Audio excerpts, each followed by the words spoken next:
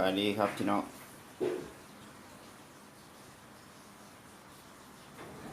เห็ดกระหล่ำปีทอดน้ำปลากินมันกระหล่ำปีมีกระหล่ำปีมีใบโหระพาใส่ใบโหระพานะมันจึงหอมอันนี้ไข่เดี๋ยวเสร็จข้าวผัดรวมมิตรข้าวผัดทะเลมีกุ้งมีปูมีปลาหมึกนี่เป็นปลาหมึกที่เขาย่างขายพี่น้องซื้อโมได้ออกไปตลาดรอติดตามจังหน่อย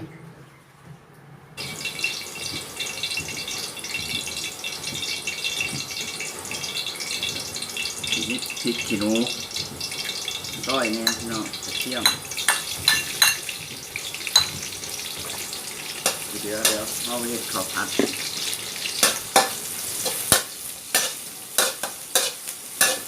หอมเดี๋ยวเติมฟรีให้ใส่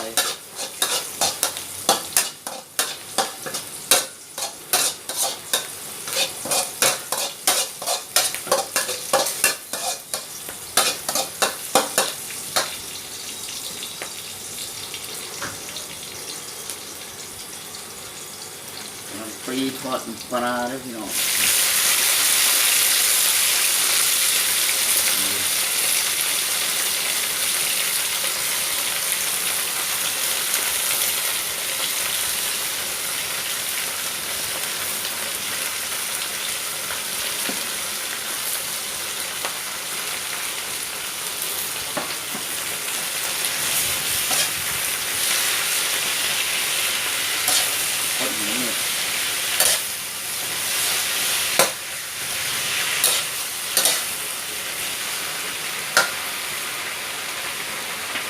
รักกันตางเนาะได้ก็ได้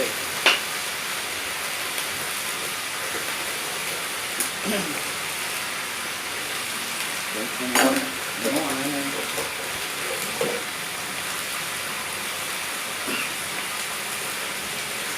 หอมพี่น้องหอมน้ำตาล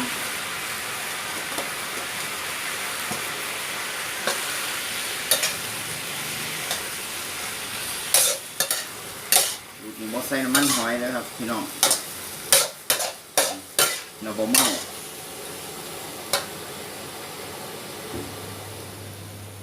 แล้วหนึ่ง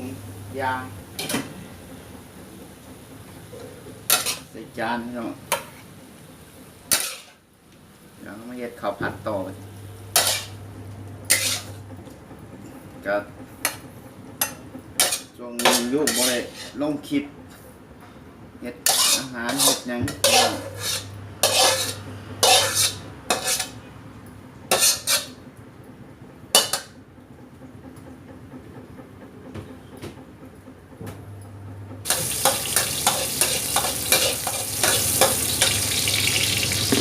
เดี๋ยวกระเทียมหอมก่อนพี่น้อง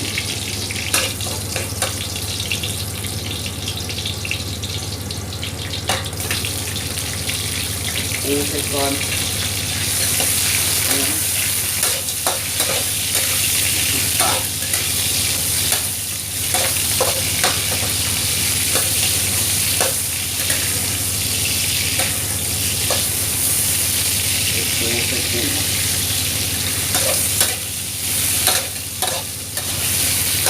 ปลาหมึกมันสุกแล้วปลาหมึกย่างนะ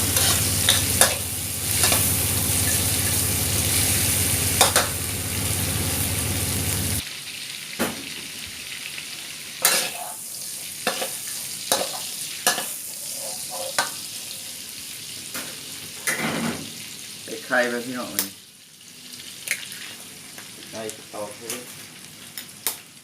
เราต้องเฮ็ดยากใช่ง่ายๆเฮ็ดให้มันง่ายๆด้วย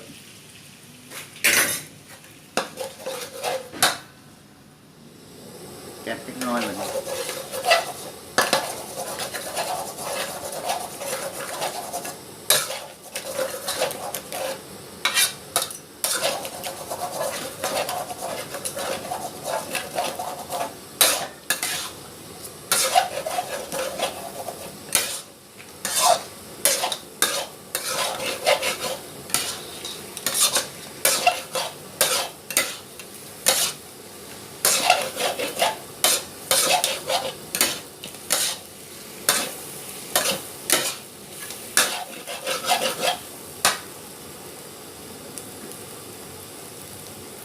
ข่านี่พี่น้องเอาสวยเป็นตัวโตใส่ลงไป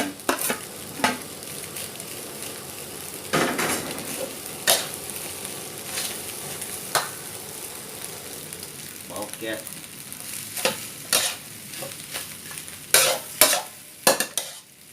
วน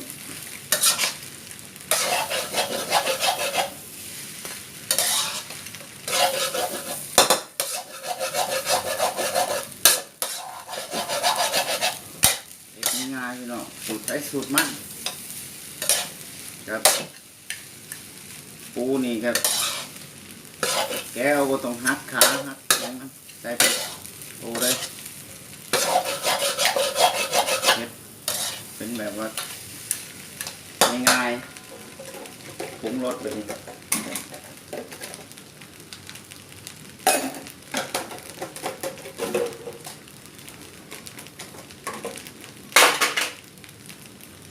ตามถึงหน่อย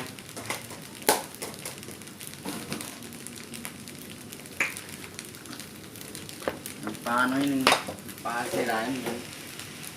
ใส่เป็นเกลือเอา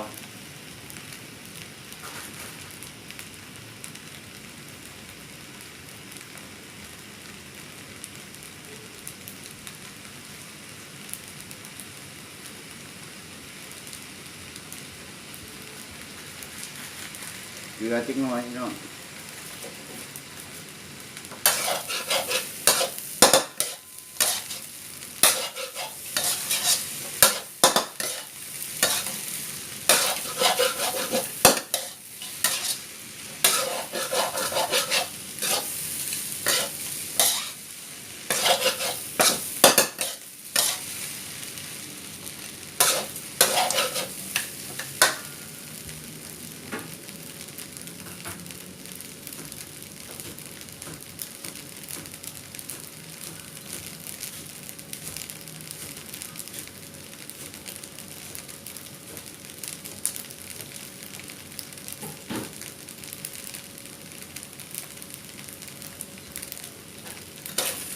ถ่ายพี่น้องใส่ต้นหอม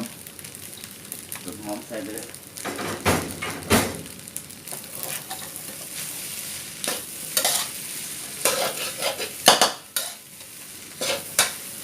แก๊สมันนี่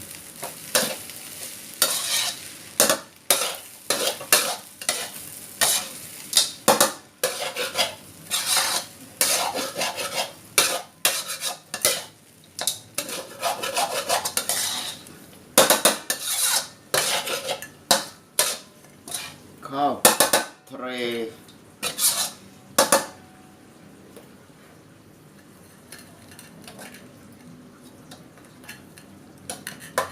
ใส่จานมาดิพี่น้องเดี๋ยว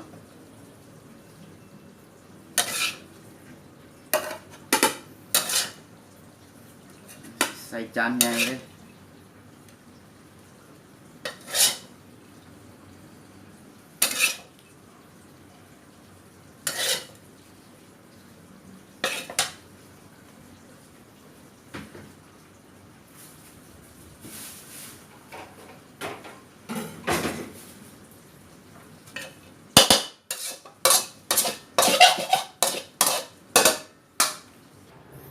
กระหล่ำปลีทอดน้ำปลาเรียบร้อยเดี๋ยวเรามากินคู่กันนะสำหรับคลิปนี้ก็ฝากไว้สำหรับนี้นะพี่น้องขอบพระคุณที่ติดตามที่รับชมคือเก่านะครับที่ให้กำลังใจกันมาตลอดขอบพระคุณได้บ่ได้เฮ็ดคลิปเฮ็ดอาหารเฮ็ดกับข้าวหลายมื้อแล้วยากช่วงนี้เฮ็ดงานยากกับไปหันไปนี่แน่เดี๋ยวเก็บภาพบรรยากาศไปเที่ยวมองหันมองนี่มาลงให้เบิ่งเรื่อยๆพี่น้องสำหรับคลิปนี้ฝากไว้แค่นี้ขอบคุณได้หลายเด้อครับ